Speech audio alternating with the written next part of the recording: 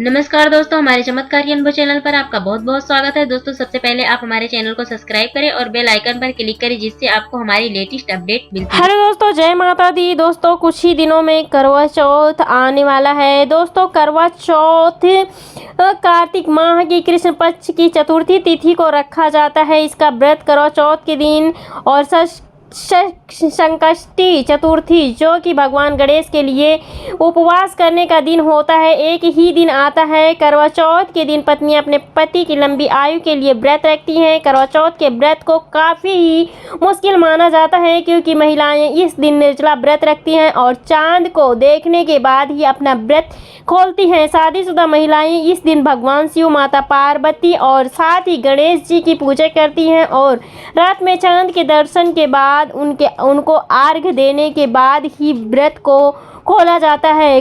करवा चौथ के दिन को करक चतुर्थी के नाम से भी जाना जाता है। करक मिट्टी के पात्र को कहा जाता है, जिसमें महिलाएं इस दिन चंद्रमा को अर्घ्य देती हैं। करवा चौथ के दिन पूजा में करवा का काफ़ी महत्व होता है। पूजा के बाद आप करवा को ब्राह्मण या किसी योग्य महिला को दान दे सकते हैं। तो दोस्तों, आइए जानते हैं करवा चौथ का मुहूर्त और शुभ योग। दोस्तों, साल 2022 में करवा चौथ बृहस्पतिवार 13 अक्टूबर को है। करवा चौथ पूजा मुहूर्त शाम 6:17 से शाम 7:31 तक इसकी कुल अवधि है 1 घंटा 13 मिनट। करवा चौथ व्रत समय सुबह 6:23 से रात को 8:48 तक। करवा चौथ के दिन चंद्रोदय का जो समय है वो रात को 8:48 पर है। चतुर्थी तिथि प्रारंभ 13 अक्टूबर को सुबह 1:59 से शुरू और यही चतुर्थी तिथि की जो समाप्ति है दोस्तों, वो 14 अक्टूबर सुबह 3:08 पर खत्म होगा। करवा चौथ का शुभ योग। तो दोस्तों, आइए जान लेते हैं करवा चौथ का शुभ योग।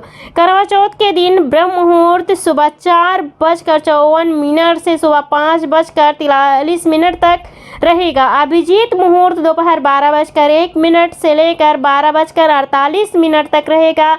जो है दोस्तों, अमृत काल का समय वो शाम को 4:08 से 5:50 तक रहेगा। और दोस्तों, करवा चौथ की जो पूजन सामग्री होती है उसके बारे में जान लेते हैं। तो दोस्तों, पहली सामग्री है छलनी, करवा माता की तस्वीर, दीपक, अगरबत्ती, कपूर, बत्ती, गेहूँ, रुई की बत्ती, लकड़ी का आसन, दक्षिणा के लिए पैसे, हलवा, 8 पूरियों की अठवरी, श्रृंगार का सामान, मेहंदी, महावर, सिंदूर, कंघा, बिंदी, चुनरी, चूड़ी, बिछुआ, फूल, हल्दी, चावल, मिठाई, कच्चा दूध, दही, देसी घी, शहद, शक्कर का बूरा, रोली, कुमकुम, मौली, अक्षत, पान, व्रत कथा की पुस्तक, मिट्टी या तांबे का टोटी वाला करवा और उसके साथ ढक्कन, कलश, चंदन।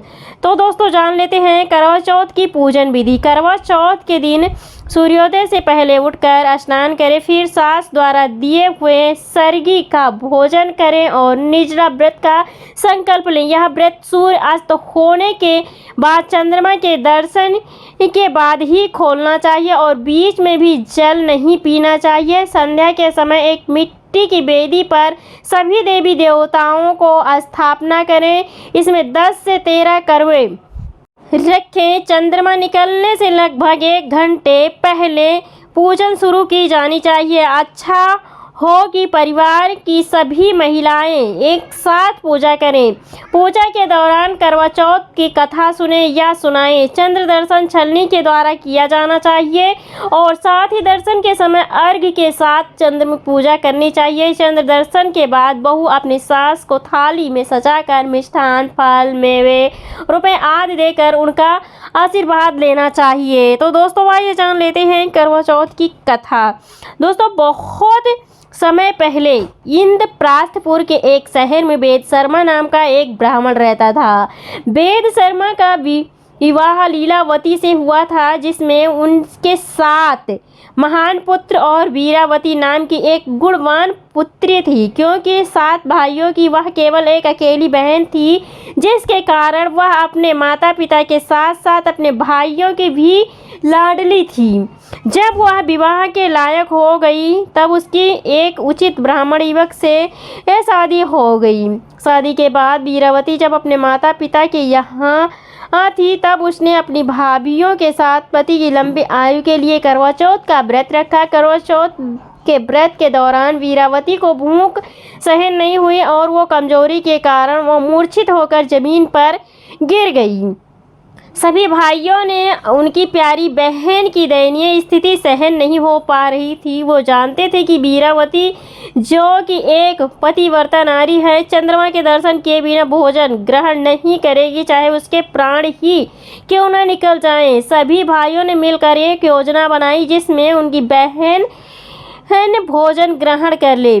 उनमें से एक भाई कुछ दूर वट वृक्ष पर हाथ में छलनी और दीपक लेकर चढ़ गया। जब वीरावती बेहोश से जागी तो उसके सभी भाइयों ने उसे कहा कि चंद्रोदय हो गया और उसे छत पर चंद्रमा के दर्शन कराने ले आए। वीरावती ने कुछ दूर वट वृक्ष पर छलनी के पीछे दीपक को देखकर विश्वास कर लिया कि चंद्रमा वृक्ष के पीछे निकल आया है। अपनी भूख से व्याकुल वीरावती ने शीघ्र ही दीपक को चंद्रमा समझकर अर्घ्य अर्पण कर अपने व्रत को तोड़ा। वीरावती ने जब भोजन करना प्रारंभ किया तो उसे अशुभ संकेत मिलने लगे। पहले कौर में उसे बाल मिला, दूसरे में उसे छींक आई और तीसरे कौर में उसे अपने ससुराल वालों से निमंत्रण मिला कि पहली बार अपने ससुराल पहुंचने के बाद उसने अपने पति के मृत शरीर को पाया। अपने पति की मृत शरीर को देखकर वीरावती रोने लगी और करवा चौथ के व्रत के दौरान अपनी किसी भूल के लिए खुद को दोषी ठहराने लगी और विलाप करने लगी। उसका विलाप सुनकर देवी इंद्राणी, जो कि इंद्र देवता की पत्नी और वीरावती को संतावना देने के लिए पहुंची। वीरावती ने देवी इंद्राणी से पूछा कि करवा चौथ के दिन ही उसके पति की मृत्यु क्यों हुई और अपने पति को जीवित करने के लिए वह देवी इंद्राणी से विनती करने लगी। वीरावती का दुख देखकर देवी इंद्राणी ने उससे कहा कि उसने चंद्रमा को अर्घ्य अर्पण किए बिना ही व्रत को तोड़ा, जिसके कारण उसके पति की असामयिक मृत्यु हो गई। देवी इंद्राणी ने वीरावती को करवा चौथ के व्रत के साथ साथ पूरे साल में हर माह की चौथ को व्रत करने की सलाह दी और उससे आश्वसित किया कि ऐसा करने से उसका पति जीवित लौट आएगा। इसके बाद वीरावती ने सभी धार्मिक कृत्यों और मासिक उपवास को पूरे विश्वास के साथ करती रही। अंत में उन सभी व्रतों से मिले पुण्य के कारण वीरावती को उसका पति पुनः प्राप्त हो गया। तो दोस्तों बोलिए करवा चौथ माता की जय।